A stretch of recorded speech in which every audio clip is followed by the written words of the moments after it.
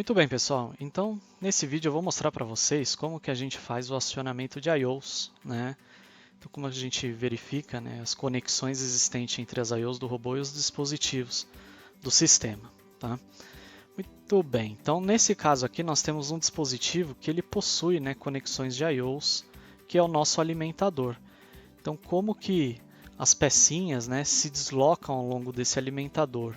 As pecinhas se deslocam baseado no acionamento do robô. Se a gente observar o nosso programa que a gente já tem desenvolvido, e aí eu deixo o link aqui para vocês acessarem como que a gente desenvolveu então esse programa de manipulação de pick and place, né? Ó, vamos observar o funcionamento dele.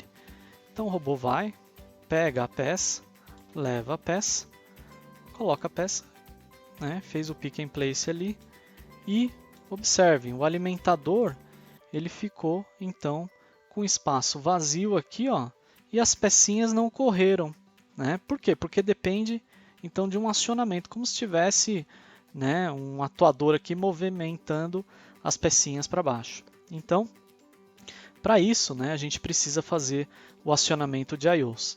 Além disso, né, apesar de não estar visualmente aqui claro para nós, mas eu vou mostrar quando a gente vê as conexões de I/O, existe a identificação nesse alimentador de presença de peça na posição de pega.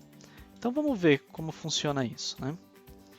Então eu venho aqui em Modeling, I/O Panel, e aqui eu tenho as conexões de I/Os. Todos os modelos que vocês abrirem, todas as células já vão possuir todas as conexões de I/Os entre os dispositivos e o robô, né? Então aqui do lado esquerdo a gente tem as conexões de entradas, inputs, do lado direito as conexões de saídas. Entradas e saídas ela é relativo a algum objeto, né? Então o objeto a gente pode observar nessa coluna. Então, por exemplo, quando eu quero fazer, ó, eu tenho 3 conexões estabelecidas, né? Então, o feeder de saída, o hclose, do robô de saída, e o next part, ou próxima peça, né, de saída também do robô, certo? Então, quando eu quiser observar, né, aonde esses dispositivos ou esses I/Os, né, no caso aqui de saída, estão conectados, é só seguir a linha, né? Então, nesse caso aqui, ó, a saída do robô, né, que nesse caso ela tem um index 2 aqui, ó, ela está conectado na entrada do feeder. Então, quando o robô aciona esta saída, ele vai acionar o alimentador, que consequentemente vai transportar as pecinhas ali para a posição de pega. No caso aqui, ó, se eu acionar uma saída referente ao alimentador, né, então o alimentador manda um sinal para quem? Para o robô, dizendo que tem o quê? Peça disponível, e o endereço para eu entender isso é o endereço 1. Aqui eu só quero fazer uma pequena correção nesse index aqui, ó, desta variável especificamente.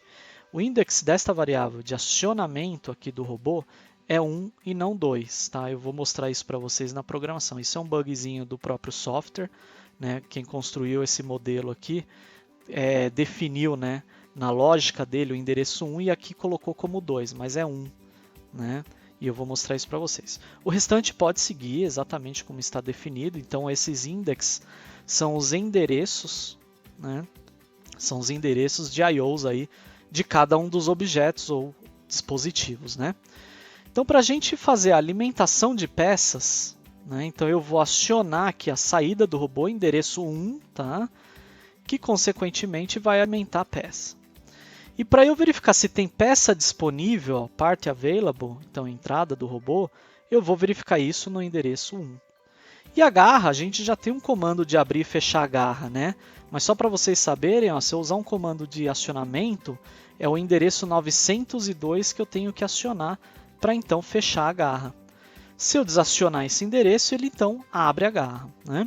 Mas no caso do hclose e hopen, que é o comando que a gente já vem utilizando, eu não preciso então fazer o acionamento desta I/O específico. Então basicamente eu vou usar esses 2 endereços de saída do robô, que vai ser 1 aqui, de alimentação, e de peça disponível, que também é o endereço 1, ok?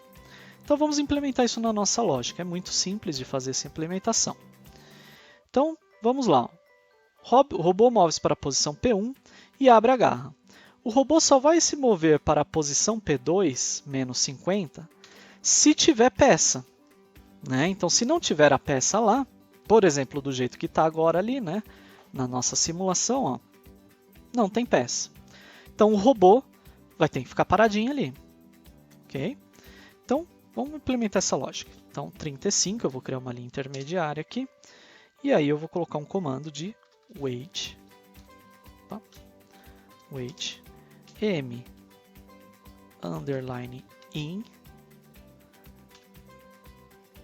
endereço, no caso 1, né, igual ao que eu quero. Se eu quero que ela, se tem peça que o sensor vai acionar, então igual a 1. Então, se tem peça, prossegue com a lógica. Se não tem peça, fica parado aí. Então, aguarda presença de peça. Muito bem. Além disso, então, para ter peça ali, o robô precisa precisa acionar, né, o alimentador. Mas vamos executar essa lógica antes de acionar o alimentador para a gente observar que o robô vai parar e não vai, então, buscar a próxima peça para a gente observar esse comando que a gente inseriu. Então eu vou compilar esta lógica.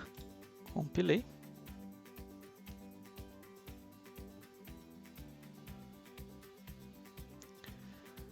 Muito bem.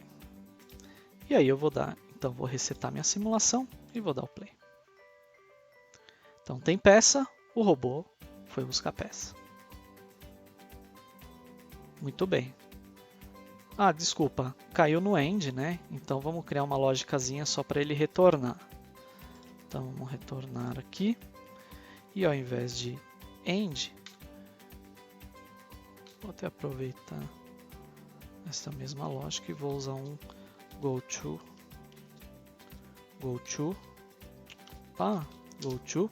e o número da linha. No caso aqui eu quero retornar para a linha 20. 20. Pronto. Vamos ver.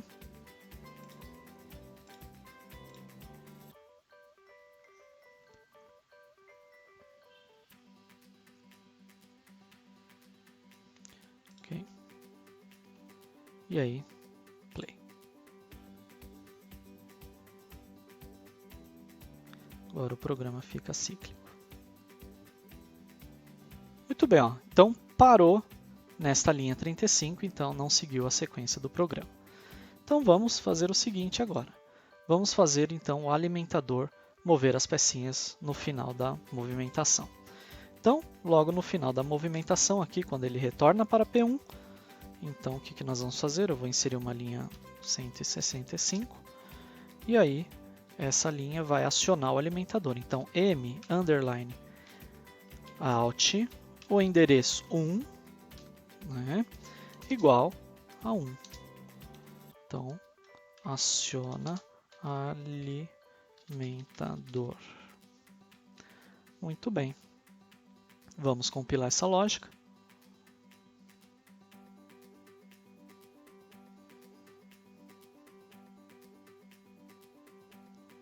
Então agora o que vai acontecer? O robô é para ficar colocando pecinhas sempre no mesmo lugar. Obviamente, né, eu não estou fazendo um processo de paletização, então ó, as pecinhas aqui vão ser sempre uma fixadas em cima da outra, né, uma sobreposta à outra. Mas aqui o objetivo do nosso programa é observar então como fazer acionamento de entradas e saídas, né?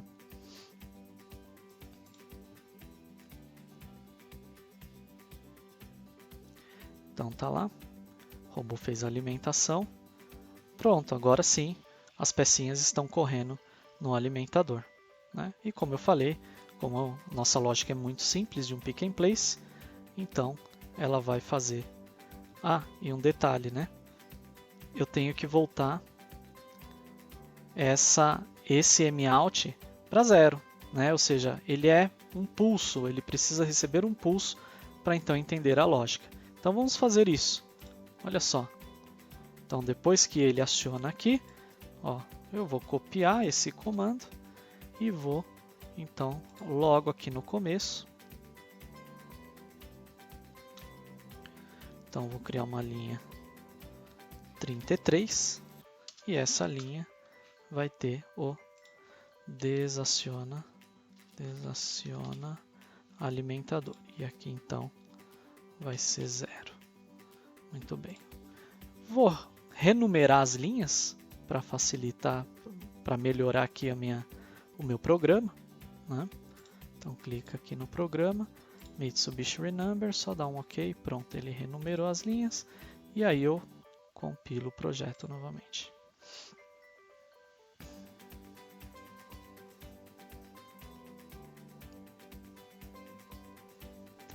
Compilado, só dá o play.